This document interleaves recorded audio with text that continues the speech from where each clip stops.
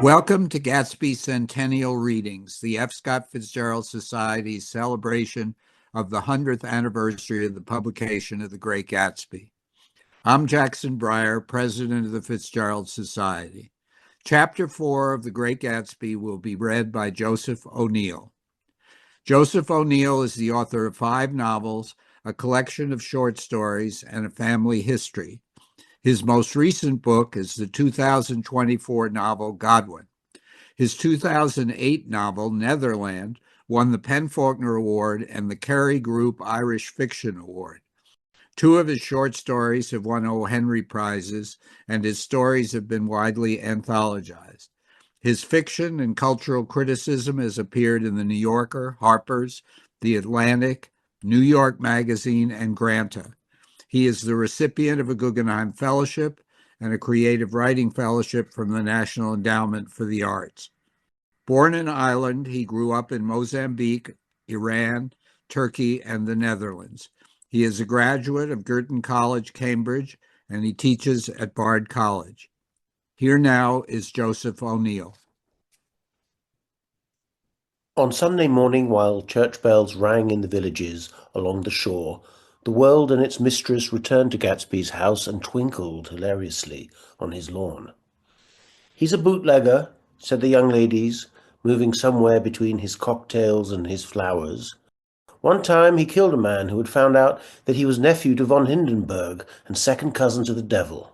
Reach me a rose, honey, and pour me a last drop into that there crystal glass." Once I wrote down on the empty spaces of a timetable the names of those who came to Gatsby's house that summer. It is an old timetable now, disintegrating at its folds and headed, "This schedule in effect July 5th, 1922. But I can still read the grey names, and they will give you a better impression than my generalities of those who accepted Gatsby's hospitality and paid him the subtle tribute of knowing nothing whatever about him. From East Egg, then, came the Chester Beckers and the Leaches and a man named Bunsen, whom I knew at Yale, and Dr. Webster Civet, who was drowned last summer up in Maine, and the Hornbeams and the Willie Voltaires and a whole clan named Blackbuck, who always gathered in a corner and flipped up their noses like goats at whosoever came near, and the Ismays and the Christies, or rather Hubert Auerbach and Mr. Christie's wife, and Edgar Beaver, whose hair, they say, turned cotton white one winter afternoon for no good reason at all. Clarence Endive was from East Egg, as I remember. He came only once in white knickerbockers and had a fight with a bum named Etty in the garden. From farther out on the island came the Cheadles and the O.R.P. Schraders and the Stonewall Jackson Abrams of Georgia, and the Fishguards and the Ripley Snells. Snell was there for 3 days before he went to the penitentiary, so drunk out on the gravel drive that Mrs. Ulysses Sweat's automobile ran over his right hand. The Danceys came too, and S.B. Whitebait, who was well over 60, and Morris A. Flink, and the Hammerheads, and Beluga, the tobacco importer, and Beluga's girls. From West Egg came the Poles and the Mulreadys, and Cecil Roebuck and Cecil Schoon, and Gullick, the state senator, and Newton Orchid, who controlled films par excellence, and Eckhouse and Clyde Cohen, and Don S. Schwarzer, the son, and Arthur McCarty, all connected with the movies in one way or another. And the Catlips and the Bembergs and G. Earl Muldoon, brother to that Muldoon who afterwards strangled his wife. Da Fontano, the promoter, came there, and Ed LeGros, and James B. Rotgut Ferret, and the de Jongs and Ernest Lilly. They came to gamble, and when Ferret wandered into the garden, it meant he was cleaned out, and associated traction would have to fluctuate profitably next day. A man named Klipspringer was there so often and so long that he became known as the Boarder. I doubt if he had any other home. Of theatrical people there were Gus Ways and Horace O'Donovan, and Lester Meyer, and George Duckweed, and Francis Bull. Also from New York were the Cromes and the Backisons, and the Dennikers, and Russell Betty, and the Corrigans, and the Kellehers, and the Dewars, and the Scullys, and S.W. Belcher, and the Smirks, and the Young Quins, divorced now, and Henry L. Palmetto, who killed himself by jumping in front of a subway train in Times Square. Benny McLenaghan arrived always, with 4 girls. They were never quite the same ones in physical person, but they were so identical one with another that it inevitably seemed they had been there before. I have forgotten their names. Jacqueline, I think, or else Consuela, or Gloria, or Judy, or June, and their last names were either the melodious names of flowers and months, or the sterner ones of the great American capitalists whose cousins, if pressed, they would confess themselves to be. In addition to all these, I can remember that Faustina O'Brien came there at least once, and the Baedeker girls, and young Brewer, who had his nose shot off in the war, and Mr. Alsbrucksberger, and Miss Hagg, his fiancée, and Ardita Fitzpeters, and Mr. P. Jewett, once head of the American Legion, and Miss Claudia Hipp, with a man reputed to be her chauffeur, and a prince of something whom we called Duke, and whose name, if I ever knew it, I have forgotten. All these people came to Gatsby's house in the summer. At 9 o'clock, one morning late in July, Gatsby's gorgeous car lurched up the rocky drive to my door and gave out a burst of melody from its 3-noted horn. It was the first time he had called on me, though I had gone to 2 of his parties, mounted in his hydroplane, and, at his urgent invitation, made frequent use of his beach. "Good morning, old sport. You're having lunch with me today, and I thought we'd ride up together."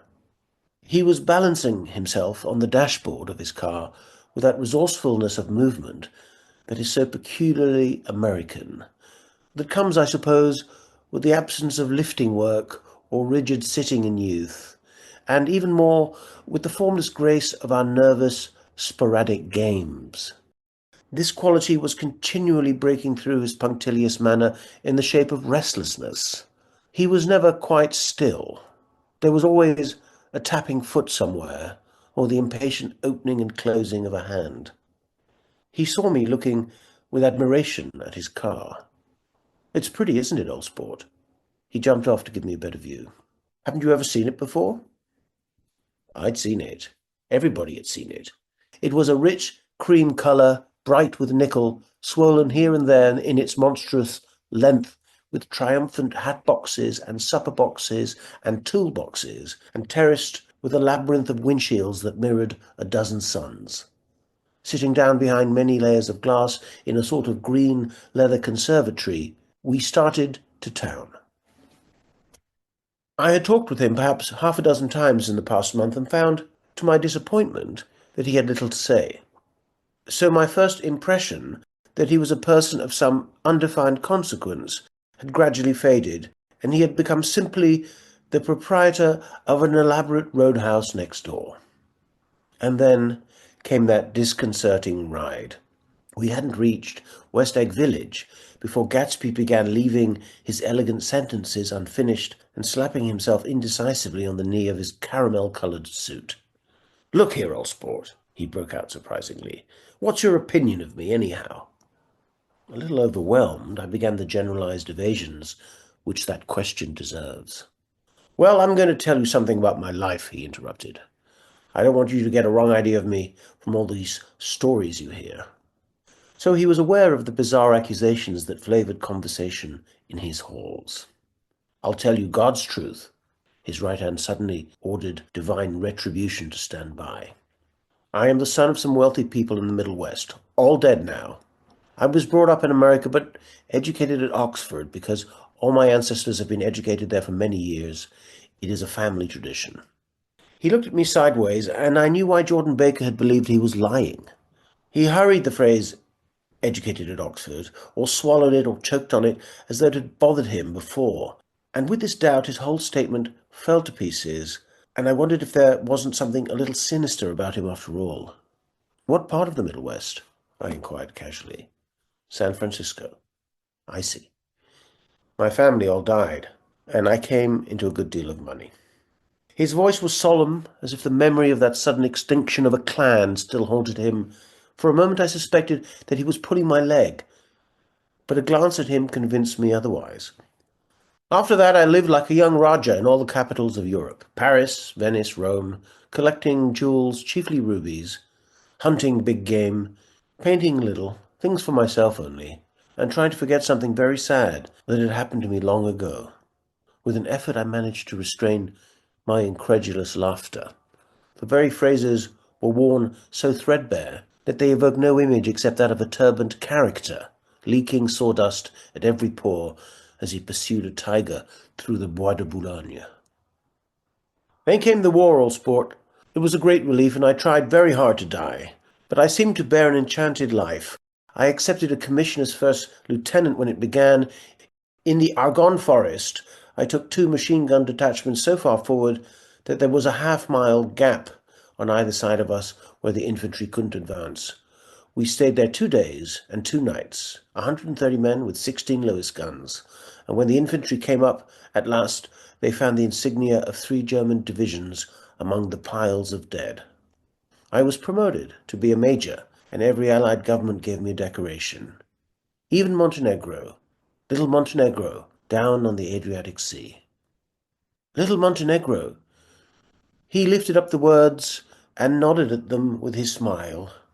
The smile comprehended Montenegro's troubled history and sympathized with the brave struggles of the Montenegrin people.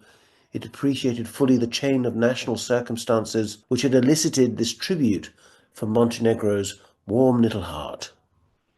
My incredulity was submerged in fascination now. It was like skimming hastily through a dozen magazines. He reached in his pocket, and a piece of metal slung on a ribbon fell into my palm. That's the one from Montenegro. To my astonishment, the thing had an authentic look. Orderi di Danilo, ran the circular legend. Montenegro Nicola Rex. Turn it. Major Jay Gatsby, I read, for valor extraordinary. Here's another thing I always carry. A souvenir of Oxford days. It was taken in Trinity Quad. The man on my left is now the Earl of Dorchester. It was a photograph of half a dozen young men in blazers loafing in an archway through which were visible a host of spires. There was Gatsby, looking a little, not much, younger, with a cricket bat in his hand. Then it was all true. I saw the skins of tigers flaming in his palace on the Grand Canal. I saw him opening a chest of rubies to ease with their crimson-lighted depths the gnawings of his broken heart. I'm going to make a big request of you today, he said, pocketing his souvenirs with satisfaction. So I thought you ought to know something about me. I didn't want you to think I was just some nobody. You see, I usually find myself among strangers because I drift here and there, trying to forget the sad thing that happened to me. He hesitated. You'll hear about it this afternoon. At lunch? No, this afternoon. I happen to find out that you're taking Miss Baker to tea. Do you mean you're in love with Miss Baker? No, old sport, I'm not. But Miss Baker has kindly consented to speak to you about this matter. I hadn't the faintest idea what this matter was, but I was more annoyed than interested. I hadn't asked Jordan to tea in order to discuss Mr. Jay Gatsby. I was sure the request would be something utterly fantastic, and for a moment I was sorry I'd ever set foot upon his overpopulated lawn. He wouldn't say another word. His correctness grew on him as we neared the city. We passed Port Roosevelt, where there was a glimpse of red-belted ocean-going ships, and sped along a cobbled slum lined with the dark, undeserted saloons of the faded gilt 1900s. Then the Valley of Ashes opened out on both sides of us, and I had a glimpse of Mrs. Wilson, straining at the garage pump with panting vitality as we went by. With fenders spread like wings, we scattered light through half Astoria. Only half, for as we twisted among the pillars of the elevated, I heard the familiar jug-jug spat of a motorcycle, and a frantic policeman rode alongside. All right, old sport, called Gatsby. We slowed down. Taking a white card from his wallet, he waved it before the man's eyes. Right you are, agreed the policeman, tipping his cap. Know you next time, Mr. Gatsby. Excuse me. What was that? I inquired. The picture of Oxford? I was able to do the commissioner a favour once, and he sends me a Christmas card every year. Over the Great Bridge, with the sunlight through the girders making a constant flicker upon the moving cars, with the city rising up across the river in white heaps and sugar lumps, all built with a wish out of non-olfactory money. The city, seen from the Queensboro Bridge, is always the city seen for the first time, in its first wild promise of all the mystery and the beauty in the world. A dead man passed us in a hearse heaped with blooms, followed by 2 carriages with drawn blinds, and by more cheerful carriages for friends. The friends looked out at us with the tragic eyes and short upper lips of southeastern Europe, and I was glad that the sight of Gatsby's splendid car was included in their sombre holiday. As we crossed Blackwell's Island, a limousine passed us, driven by a white chauffeur, in which sat 3 modish Negroes, 2 bucks and a girl. I laughed aloud as the yolks of their eyeballs rolled toward us in haughty rivalry. Anything can happen now that we've slid over this bridge, I thought. Anything at all. Even Gatsby could happen without any particular wonder. Roaring noon. In a well-fanned 42nd Street cellar, I met Gatsby for lunch. Blinking away the brightness of the street outside, my eyes picked him out obscurely in the anteroom, talking to another man. Mr. Carraway, this is my friend, Mr. Wolfshiem. A small, flat-nosed Jew raised his large head and regarded me with 2 fine growths of hair which luxuriated in either nostril. After a moment I discovered his tiny eyes in the half-darkness. "So I took one look at him," said Mr. Wolfshiem, shaking my hand earnestly. "And what do you think I did?" "What?" I inquired politely. But evidently he was not addressing me, for he dropped my hand and covered Gatsby with his expressive nose. I handed the money to Catspaw, and I said, "All right, Catspaw, don't pay him a penny till he shuts his mouth." He shut it then and there. Gatsby took an arm of each of us and moved us forward into the restaurant, whereupon Mr. Wolfshiem swallowed a new sentence he was starting and lapsed into somnambulatory abstraction. "Highballs?" asked the head waiter. "This is a nice restaurant here," said Mr. Wolfshiem, looking at the Presbyterian nymphs on the ceiling. "But I like across the street better." "Yes, highballs," agreed Gatsby, and then to Mr. Wolfshiem, "It's too hot over there." "Hot and small, yes," said Mr. Wolfshiem, "but full of memories." "What place is that?" I asked. "The old Metropole," brooded Mr. Wolfshiem gloomily. "Filled with faces dead and gone. Filled with friends gone now forever. I can't forget, so long as I live, the night they shot Rosie Rosenthal there. It was 6 of us at the table, and Rosie had eaten drunk a lot all evening. When it was almost morning, the waiter came up to him with a funny look and says somebody wants to speak to him outside. "All right," says Rosie, and begins to get up, and I pulled him down in his chair. "Let the bastards come in here if they want you, Rosie, but don't you, so help me, move outside this room." It was 4 o'clock in the morning then, and if we'd have raised the blinds, we'd have seen daylight. "Did he go?" I asked innocently. "Sure he went." Mr. Wolfshiem's nose flashed at me indignantly. He turned around in the door and says, "Don't let that waiter take away my coffee." Then he went out on the sidewalk, and they shot him 3 times in his full belly and drove away. 4 of them were electrocuted, I said, remembering. 5 with Becker. His nostrils turned to me in an interested way. "I understand you're looking for a business connection." The juxtaposition of these 2 remarks was startling. Gatsby answered for me. "Oh, no," he exclaimed. "This isn't the man." "No?" Mr. Wolfshiem seemed disappointed. "This is just a friend. I told you we'd talk about that some other time." "I beg your pardon," said Mr. Wolfshiem. "I had a wrong man." A succulent hash arrived, and Mr. Wolfshiem, forgetting the more sentimental atmosphere of the old metropole, began to eat with ferocious delicacy. His eyes, meanwhile, roved very slowly all around the room. He completed the arc by turning to inspect the people directly behind. I think that except for my presence, he would have taken one short glance beneath our own table. "Look here, old sport," said Gatsby, leaning toward me. "I'm afraid I made you a little angry this morning in the car." There was the smile again, but this time I held out against it. "I don't like mysteries," I answered, "and I don't understand why you won't come out frankly and tell me what you want. Why has it all got to come through Miss Baker?" "Oh, it's nothing underhand," he assured me. Miss Baker's a great sportswoman, you know, and she'd never do anything that wasn't all right. Suddenly, he looked at his watch, jumped up, and hurried from the room, leaving me with Mr. Wolfshiem at the table. "He has to telephone," said Mr. Wolfshiem, following him with his eyes. "Fine fellow, isn't he? Handsome to look at, and a perfect gentleman." "Yes. He's an Oxford man." "Oh. He went to Oxford College in England. You know Oxford College?" "I've heard of it. It's one of the most famous colleges in the world." "Have you known Gatsby for a long time?" I inquired. "Several years," he answered, in a gratified way. "I made the pleasure of his acquaintance just after the war. But I knew I had discovered a man of fine breeding after I talked with him an hour. I said to myself, there's the kind of man you'd like to take home and introduce to your mother and sister." He paused. "I see you're looking at my cuff buttons." I hadn't been looking at them, but I did now. They were composed of oddly familiar pieces of ivory. "Finest specimens of human molars," he informed me. "Well," I inspected them, "that's a very interesting idea." "Yeah." He flipped his sleeves up under his coat.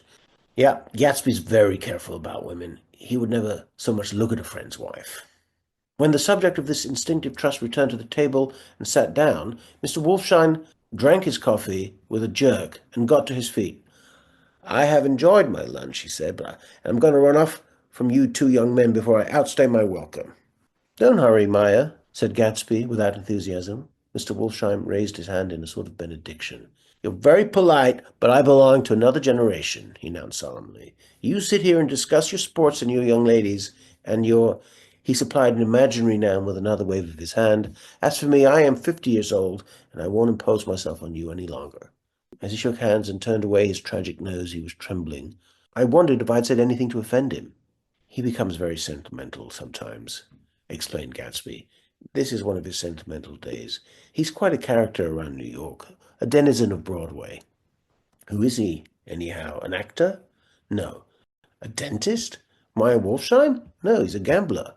Gatsby hesitated, then added coolly, "He's the man who fixed the World Series back in 1919. "Fixed the World Series?" I repeated. The idea staggered me.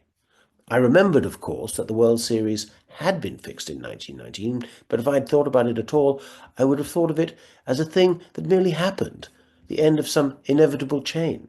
It never occurred to me that one man could start to play with the faith of 50 million people, with the single-mindedness of a burglar blowing a safe. "How did he happen to do that?" I asked after a minute. "He just saw the opportunity." "Why isn't he in jail?" "They can't get him, old sport. He's a smart man." I insisted on paying the check. As the waiter brought my change, I caught sight of Tom Buchanan across the crowded room. "Come along with me for a minute," I said. "I've got to say hello to someone." When he saw us, Tom jumped up and took half a dozen steps in our direction. "Where have you been?" he demanded eagerly. "Daisy's furious because you haven't called up."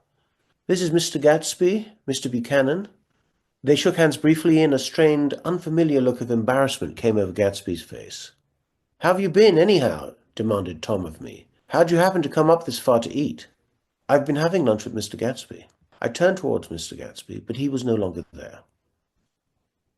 "One October day in 1917, said Jordan Baker that afternoon, sitting up very straight on a straight chair in the tea garden at the Plaza Hotel. "I was walking along from one place to another, half on the sidewalks and half on the lawns. I was happier on the lawns because I had on shoes from England with rubber knobs on the soles that bit into the soft ground. I had on a new plaid skirt also that blew a little in the wind, and whenever this happened, the red, white, and blue banners in front of all the houses stretched out stiff and said tut, tut, tut, tut in a disapproving way. The largest of the banners and the largest of the lawns belonged to Daisy Fay's house. She was just 18, 2 years older than me, and by far the most popular of all the young girls in Louisville. She dressed in white and had a little white roadster, and all day long the telephone rang in her house, and excited young officers from Camp Taylor demanded the privilege of monopolizing her that night. Anyways, for an hour. When I came opposite her house that morning, her white roadster was beside the curb, and she was sitting in it with a lieutenant I had never seen before. They were so engrossed in each other that she didn't see me until I was 5 feet away. "Hello, Jordan," she called unexpectedly. "Please come here." I was flattered that she wanted to speak to me because of all the older girls I admired her most. She asked me if I was going to the Red Cross and make bandages. I was. Well then, would I tell them that she couldn't come that day? The officer looked at Daisy while she was speaking in a way that every young girl wants to be looked at sometime, and because it seemed romantic to me, I have remembered the incident ever since. His name was Jay Gatsby, and I didn't lay eyes on him again for over 4 years. Even after I'd met him on Long Island, I didn't realize it was the same man. That was 1917. By the next year I had a few beaux myself, and I began to play in tournaments, so I didn't see Daisy very often. She went with a slightly older crowd, when she went with anyone at all. Wild rumors were circulating about her. How her mother had found her packing her bag one winter night to go to New York and say goodbye to a soldier who was going overseas. She was effectually prevented, but she wasn't on speaking terms with her family for several weeks. After that she didn't play around with the soldiers anymore, but only with a few flat-footed, short-sighted young men in town who couldn't get into the army at all. By the next autumn she was gay again, gay as ever. She had a debut after the armistice, and in February she was presumably engaged to a man from New Orleans. In June she married Tom Buchanan of Chicago, with more pomp and circumstance than Louisville ever knew before. He came down with 100 people in 4 private cars and hired a whole floor of the Sealback Hotel, and the day before the wedding he gave her a string of pearls valued at $350,000. I was bridesmaid. I came into her room half an hour before the bridal dinner, and found her lying on her bed as lovely as the June night in her flowered dress, and drunk as a monkey. She had a bottle of Sauterne in one hand and a letter in the other. "Gratulate me," she muttered. "Never had a drink before, but oh, how I do enjoy it." "What's the matter, Daisy?" I was scared, I can tell you. I'd never seen a girl like that before. "Here, dearest." She groped around in a wastebasket she had with her on the bed and pulled out the string of pearls. "Take 'em downstairs and give 'em back to whoever they belong to. Tell 'em all Daisy's changed her mind. Say, Daisy's changed her mind." She began to cry. She cried and cried. I rushed out and found her mother's maid, and we locked the door and got her into a cold bath. She wouldn't let go of the letter.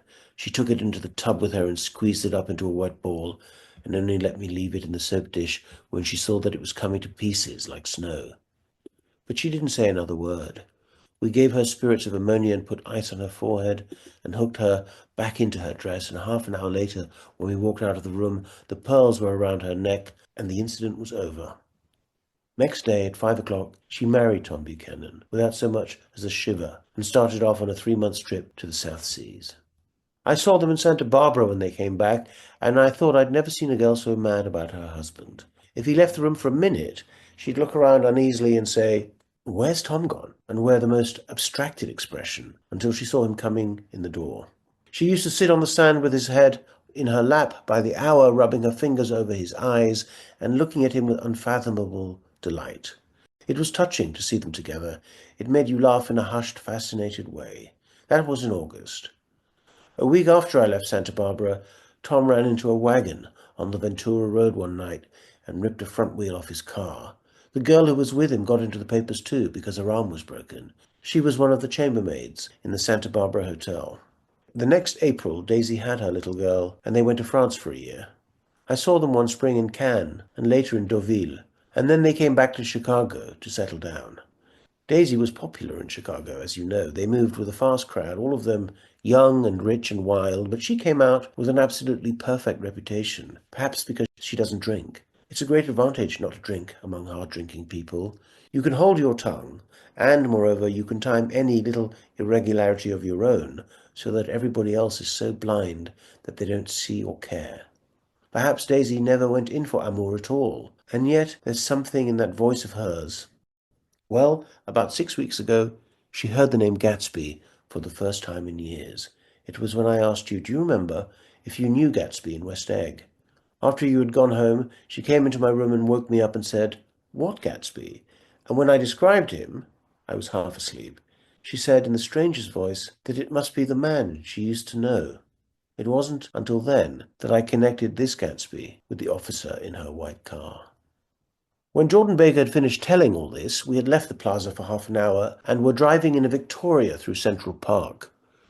The sun had gone down behind the tall apartments of the movie stars in the West 50s, and the clear voices of girls, already gathered like crickets on the grass, rose through the hot twilight. I'm the Sheikh of Araby, your love belongs to me, at night when you're asleep, into your tent I'll creep. It was a strange coincidence, I said. But it wasn't a coincidence at all. Why not? Gatsby bought that house so that Daisy would be just across the bay. Then it had not been merely the stars to which he had aspired on that June night. He came alive to me, delivered suddenly from the womb of his purposeless splendor. He wants to know, continued Jordan, if you'll invite Daisy to your house some afternoon, and then let him come over. The modesty of the demand shook me. He had waited 5 years and bought a mansion where he dispensed starlight to casual moths so that he could come over some afternoon to a stranger's garden. Did I have to know all this before he could ask such a little thing? He's afraid. He's waited so long. He thought you might be offended. You see, he's a regular tough underneath it all. Something worried me. Why didn't he ask you to arrange a meeting? He wants her to see his house, she explained. And your house is right next door. Oh. I think he half expected her to wander into one of his parties some night, went on Jordan. But she never did. Then he began asking people casually if they knew her, and I was the first one he found. It was that night he sent for me at his dance, and you should have heard the elaborate way he worked up to it. Of course, I immediately suggested luncheon in New York, and I thought he'd go mad.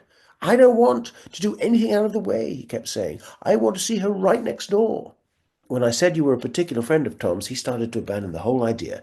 He doesn't know very much about Tom, though he says he's read a Chicago paper for years, just on the chance of catching a glimpse of Daisy's name. It was dark now, and as we dipped under a little bridge, I put my arm around Jordan's golden shoulder and drew her toward me and asked her to dinner. Suddenly, I wasn't thinking of Daisy and Gatsby anymore, but of this clean, hard, limited person who dealt in universal skepticism and who leaned back jauntily, just within the circle of my arm. A phrase began to beat in my ears with a sort of heady excitement.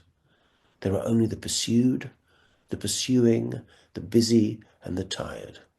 And Daisy ought to have something in her life, murmured Jordan to me. Does she want to see Gatsby? She's not to know about it. Gatsby doesn't want her to know. He's just supposed to invite her to tea. We passed a barrier of dark trees, and then the facade of 59th Street, a block of delicate pale light, beamed down into the park. Unlike Gatsby and Tom Buchanan, I had no girl whose disembodied face floated along the dark cornices and blinding signs. And so I drew up the girl beside me, tightening my arms. Her wan, scornful mouth smiled, and so I drew her up again, closer, this time to my face. Thank you, Joseph O'Neill. Tune in next Thursday at noon when Robert Olin Butler will read Chapter 5 of The Great Gatsby. And a reminder, Jonathan Franzen reading Chapter 1, Jane Smiley reading Chapter 2, and Ann Beattie reading Chapter 3 of The Great Gatsby are also now available on the Fitzgerald Society website, fscottfitzgeraldsociety.org.